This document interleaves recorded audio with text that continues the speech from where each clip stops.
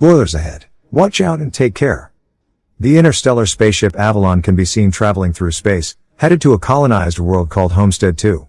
All of its quarters are empty, the vessel is on autopilot. The 258 crew members as well as the 5,000 passengers are in hibernation.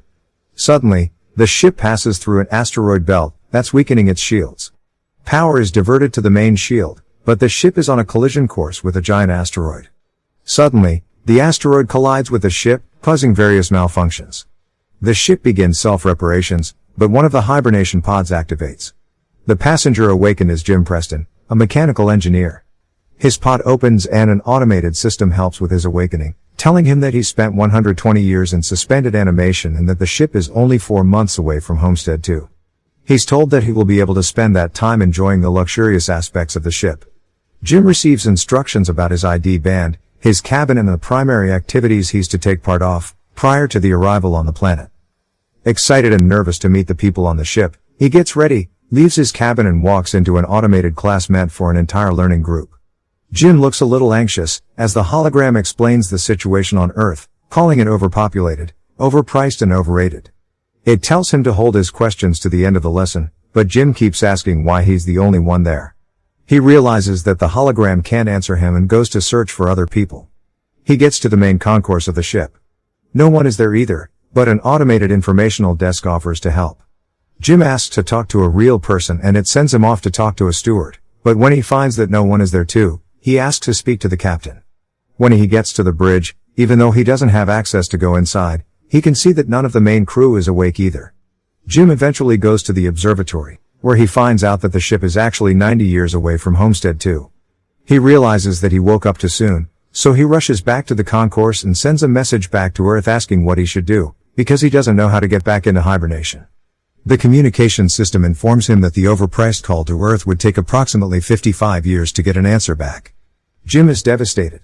He walks around and finds the ship's bar, where he sees another person. As he's talking to the bartender, something seems strange about him. When he goes to get him a drink, Jim realizes that he's an android. It's called Arthur. Jim wants to find out more information from him, but he can't even explain to the android how it's possible for him to be there ahead of time. Jim wakes up in his cabin the next day and goes to the cantina, where he quickly realizes that most of the things on the menu are reserved for gold-class passengers only. He gets his plain coffee and tries to figure out how to fix his hibernation chamber. After he gets all the tools, he manages to get it operating and lies down inside of the pod. But nothing happens. Next, he decides to use the tools he found to get into the crew's hibernation chambers. That doesn't work either. Small malfunctions happen around the ship. Jim keeps returning to the bar to drink, but mostly to talk to Arthur. The android gives him some advice that convinces him to break into one of the gold-class rooms and try to have some fun on the ship. Jim tries all the restaurants, the games, the entertainment system. But as time passes, he becomes even more miserable to be there alone. One day, he gets drunk and wanders around the hibernation pods, when he stumbles into an airlock with spacesuits designed for spacewalks. Jim gets into a suit and goes to the airlock, pushes a lever and then the button to release the airlock door. Once outside the ship, he's mesmerized by the view. He's the only conscious human being experiencing that moment in time. Jim releases the magnets on his boots and floats in space, feeling devastated. He comes back inside, takes off the suit, but goes back to the airlock without it on. He pulls the lever, ready to end it all, but changes his mind in the last moment, runs back inside and slips on a bottle. Jim stands up and is instantly drawn to a woman in one of the pods, named Aurora. He searches for her files in the directory and listens to her passenger interview, becoming enamored with her. Later he's seen sitting next to her pod, still listening to her interviews. Back in the bar, he's reading some of her work and is talking to Arthur about her writing. He becomes obsessed with the irony of his situation, going to another planet for a better life, waking up early and not getting there, and finding his perfect woman, only for her to be out of reach. Jim keeps thinking about her and starts getting the idea to wake her up too. He talks it over with the android, but he doesn't understand the conundrum. If he wakes her up for his own benefit, he'd be stranding her there with him, to die on the ship. Jim decides against it first, but as time goes by he can't let it go, until one day, he changes his mind. He goes to her pod and manages to activate it. As she's waking up and going through the same process as he did, he hides and goes back to his room. A little bit later he goes to the main concourse, hoping to find her. And there she is, just as confused as he was a year ago. Jim tells her they're the only ones awake and takes her to the observatory. Then he tells her that he can't get to neither the crew, nor the main commands of the ship. Aurora freaks out and wants to get back into her pod. When they get to it, Jim explains that there is no special equipment on the ship that can help them get back into hibernation, effectively telling her that they're stranded. They go back at the concourse and he tells her that she should rest, since she just came out of hibernation. She feels sorry for him, having to spend more than a year alone on the ship. Jim goes back to the bar, feeling regretful about what he did. He asks Arthur not to tell Aurora that he was the one that woke her up. The next day, Aurora wakes up. She goes back to the concourse and asks the automated info desk about the hibernation pods. Jim joins her there and they go to get breakfast. As they leave, the info desk has some sort of malfunction. In the cantina, Aurora realizes that Jim has been eating the same breakfast for more than a year and gets him one of the gold class menus. They talk about the possibility to fix the pods, but, unlike Jim, Aurora isn't ready to give up. She searches through the infirmary, then goes through research documents, eventually ending up at the crew's hibernation quarters trying to break the doors open. Jim notices more malfunctions throughout the ship. Sometime later, Aurora laments about her life on the Avalon. She writes, jogs around the ship and swims in the pool, becoming more and more aware of her situation.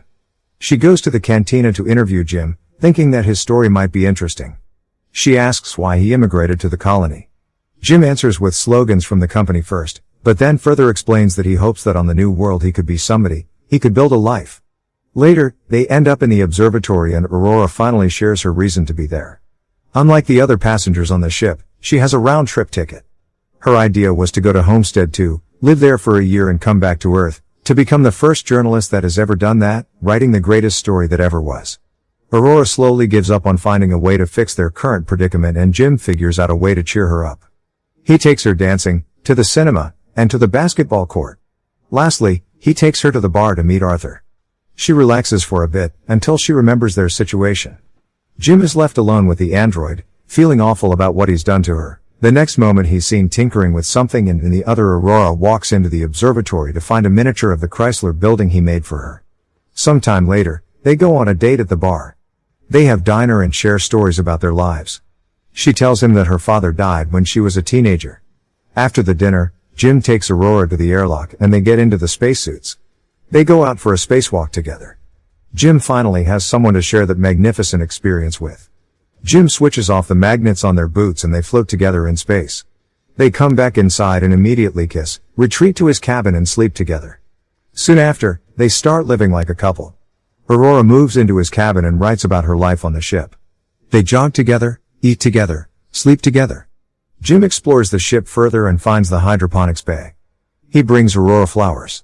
One day the ship passes by a red giant and they go to the observatory to see it. It's Aurora's birthday, so later that night they celebrate it in one of the many restaurants on the ship and then the bar. Jim goes to the washroom and prepares the ring he made for Aurora, while she stays in the bar chatting with Arthur. The android tells Aurora that Jim woke her up intentionally, unaware that he was still to keep that a secret. Suddenly, Jim comes back and she confronts him in absolute disbelief.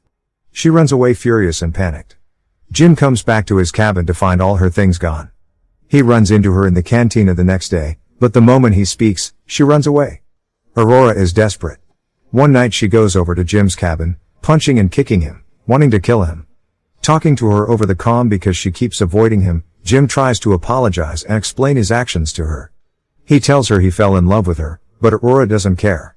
She can't forgive him for taking her life. One night, as Jim is in his cabin, another malfunction happens. The ship faces a critical error and the main command shuts down. Later, he walks into the elevator and it malfunctions. Aurora walks into the main concourse and sees that Jim has planted a tree there. Then, she goes to the cantina, where the food dispensary is also malfunctioning. Suddenly, both of them hear the voice of the deck chief over the comms, asking who planted the tree. They both run into the concourse and see Gus Mancuso standing in front of Jim's tree. They introduce themselves and tell the chief about the situation. He doesn't understand how 3 pods could fail. Mancuso takes them to the bridge and he discovers that there is something wrong with the ship, but the information on the systems has to be checked manually. When they leave the bridge, a robot almost falls on their heads and the two of them tell Mancuso that malfunctions have been happening all over the ship more frequently. He says that shouldn't happen, as he shows them how to collect the data. Mancuso checks on the pods, when Jim joins him there. He's figured out what happened with Aurora's pod. The deck chief finds what Jim did to be terrible. Later, he's at the bridge checking the collected data, when Aurora joins him. They talk about what happened with her pod, but he tells her that he can't do anything about it. Jim walks in with the 16th broken robot. Mancuso feels the hibernation sickness, so he goes to rest, but as he walks out, he coughs out blood. That night, Aurora can't sleep, so she goes for a swim.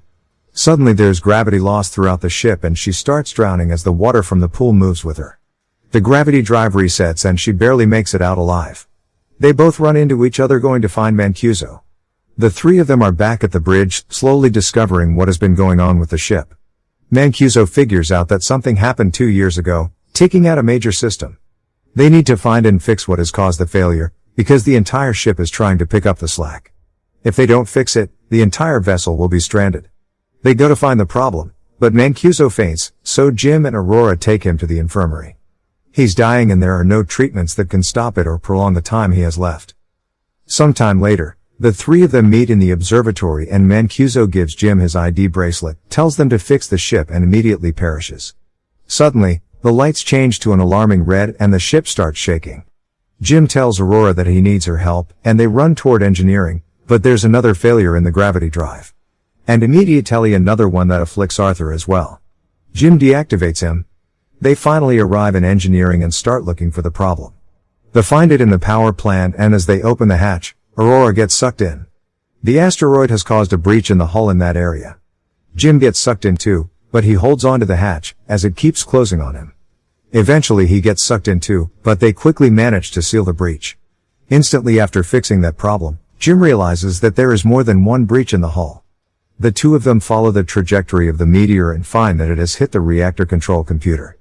Jim thinks he can find replacement parts for it. They find the part and change it, but the process of venting the reactor still fails.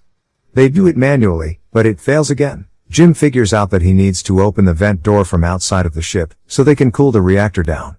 Both of them go to the airlock and as he's getting ready to go out, he gives Aurora Mancuso's bracelet, because he might not come back. She helps him with the suit and as he walks into the airlock she tells him to come back because she can't live on the ship without him. Aurora goes back to the reactor, where the temperature has hit critical heights. A bolt from the reactor propels into her arm, as Jim is getting closer to the vent from the outside and sees the door. The temperature rises in the reactor room, while he is trying to bypass the vent door to open it. He soon realizes that he'll have to manually hold the door open so the reactor can vent and he tells Aurora. She doesn't like the plan, but he goes ahead with it and tells her to vent the reactor. She doesn't want him to die and they argue, but he tells her that they have to save the other people and she vents the reactor. The process is successful, but the fumes from the reactor push Jim away and break his tether. The pressure in his suit is dropping too. He tells Aurora what happened and she moves as fast as she can to get to another suit and bring him in. He apologizes to her again. She puts on a suit and flies out to get him, but her tether is too short. She's pulled back, but suddenly grabs onto his tether and manages to pull him in. Aurora drags Jim into the infirmary, only to find out that he's already dead. She uses Mancuso's bracelet to override the medical protocols and to resuscitate him. The medical pod does the work automatically and revives Jim. Aurora forgives him. Later, Aurora fixes Arthur and they give Mancuso a proper space burial.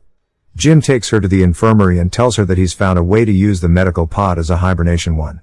He tells her to get inside the pod and ride out the rest of the journey in there. But, as is later revealed, she declines and decides to stay with him, awake on the ship. Jim finally proposes to her and they live out their lives on the ship. 88 years later, the Avalon arrives on Homestead 2. The crew wakes up and finds the ship in a very unexpected state. Aurora leaves them a message, retelling the story of the life her and Jim had on the ship while the rest were sleeping.